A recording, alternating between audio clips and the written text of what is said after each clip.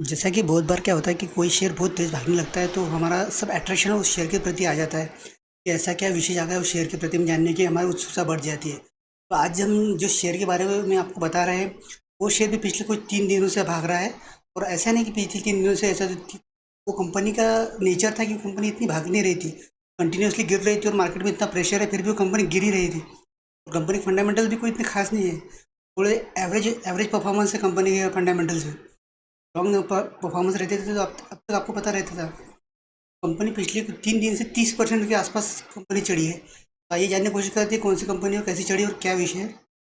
जैसा कि कोई भी कंपनी है, फिर हम बार बार चर्चा करते हैं कि किसी भी कंपनी की सक्सेस के लिए उसकी मैनेजमेंट बहुत इंपॉर्टेंट रोल होती है। अगर मैनेजमेंट अगर सही रही तो बिजनेस सही होता है। अगर मैनेजमेंट के और बिजनेस के बीच में अगर झगड़ा रहे तो कंपनी कभी ग्रो ही नहीं कर सकती। कंपनी जो है हमेशा विवादों में घिरी हुई रहती है। तो ऐसी कंपनियां जो होती हैं वो अपनी कंपनी का भी फायदा नहीं करती और खुद का भी फायदा नहीं करती। तो ऐसे में क्या होता है, जो डिस्प्यूट रहते हैं वो सॉल्व करने में कंपनी का भला रहता है और खुद का भला रहता है। तो हमारा ये जो शेयर है इस कंपनी का जो है, अभी जो डिसॉल्व इनके जो प्रॉब्लम्स थे, उनकी अंदर के झगड़े थे, वो झगड़े उन्होंने सॉल्व कर दिए। इसकी वजह से कंपनी आने वाले समय में बेहतर बन सकती है। इस आशा में कंपनी में भी तेजी का माहौल चल रहा है। तो आइए जानने की कोशिश करते हैं कौन सी तेजी है और कौन सा शेयर है वो। जैसा कि आप ये चार्ट पैटर्न देख रहे होंगे, तो चार्ट पैटर्न में आपको एक चीज़ क्लियरिटी दिख रही होंगी। कंपनी पिछले कुछ दिनों से कंटिन्यूसली गिर रही है। जैसा मार्केट गिर रहा है, मार्केट परफॉर्मेंस कर रहा है, वैसे कंपनी कंटिन्यूसली गिर रही है। आप अगर चार्ट पैटर्न देखेंगे, कंपनी यहाँ पे आए, वापस लो और कंटिन्यूसली गिरावट का ही चार्ट पैटर्न कंपनी का बन रहा है। और अब देखिए कंपनी का क्या हुआ, पिछले कुछ 3 दिनों से कंपनी कैसी परफॉर्मेंस कर रही है। 3 दिन पहले देखिए कंपनी चार्ट पैटर्न कितना था। कंपनी 295 पर ट्रेड कर रही थी 3 दिन पहले, देखिए 20 जून 2022 को। और आज की तारीख कितनी है, 23 जून। 23 जून पे कंपनी का है 394। मतलब कंपनी 100 रुपये, मतलब 300 रुपये कंपनी के एवरेज थे। 300 रुपये इंटू 400, 30% के हिसाब से कंपनी 30 से 32% कंपनी भाग चुकी है 3 दिन में। तो ऐसी कंपनी में आप अभी क्या हो जाएंगे, अट्रैक्शन पॉइंट क्रिएट हो जाता है। अरे यार कंपनी भाग रही है, चलो इसमें इन्वेस्ट कर लेते हैं। कंपनी फंडामेंटल्स चेक नहीं करती, ये नहीं करती, वो नहीं करती। तो ऐसा नहीं करना है, हमेशा हमेशा हम यही ट्रैप हो जाते हैं। तो भाई भैया इस कंपनी में भाई तेजी तो दिख रही है, पर कंपनी की फंडामेंटल्स क्या है वो चेक करना चाहिए। देखिए कंपनी फंडामेंटल्स में आप जाएंगे, सबसे पहले प्रमोटर्स होल्डिंग।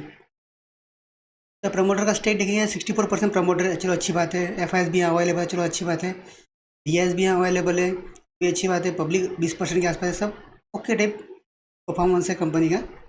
एक जो शेयर होल्डिंग पैटर्न है अच्छा खासा है।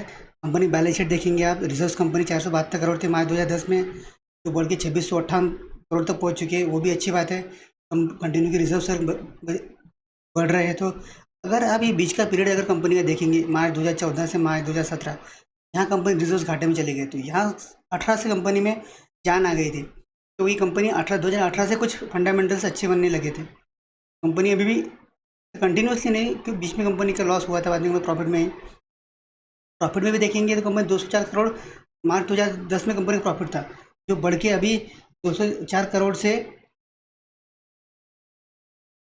अभी बढ़ के 70 करोड़ पे आ गए। अब देखिए 204 करोड़ से 70 करोड़ ये बढ़ के है कि घटे हुए, अब आप खुद समझ सकते हैं कंपनी बीच में कितनी स्ट्रगल कर रही थी। अब देखिए 1163 का माइनस, यहाँ कंपनी 200, कंपनी का एक कंपनी प्रॉफिट को मेंटेन प्रॉपर नहीं कर पा रही है। प्रॉफिट तो जनरेट कर रही है कंपनी, आप देखिए कहीं 309, 332, 129 करोड़ ये। तो ओवरऑल देखा जाए तो कंपनी ठीक ठाक वाली कंपनी है, इतनी कोई खास कंपनी नहीं है। अगर आप देखेंगे लास्ट 4 क्वार्टर की भी परफॉर्मेंस देखेंगे, या 42 करोड़ या 48 या 59 माइनस या 40। एक एवरेज टाइप कंपनी के रिजल्ट्स होते हैं, ऐसे में इस कंपनियों में आप ज़्यादा ध्यान नहीं दे सकते। आइए जानते हैं कि डिस्प्यूट क्या था और कंपनी कहाँ परफॉर्मेंस कर रही थी। जैसे कि आप न्यूज़ देख पा रहे हैं, स्पंदना स्फूर्ति सोर्स 80%। उनकी जो एमडी थे पद्मजा जी जो थे, पद्मजा रेड्डी, इन्होंने क्या करा, बोर्ड के वो फाउंडर थे। पद्मजा रेड्डी को फाउंडर स्पंदना स्फूर्ति फाइनेंशियल बैंक के थे। तो उन्होंने अभी मैनेजिंग डायरेक्टर पद से इस्तीफा दे दिया।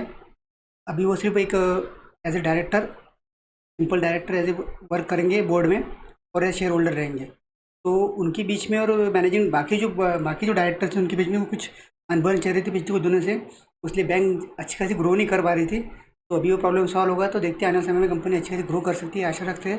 जो लोग इन्वेस्टेड है वो कंटिन्यू कर सकते हैं, जो नहीं इन्वेस्ट करना है थोड़ा रुक के इन्वेस्ट करें। तो ये इन्वेस्टमेंट का माहौल नहीं है इस कंपनी में।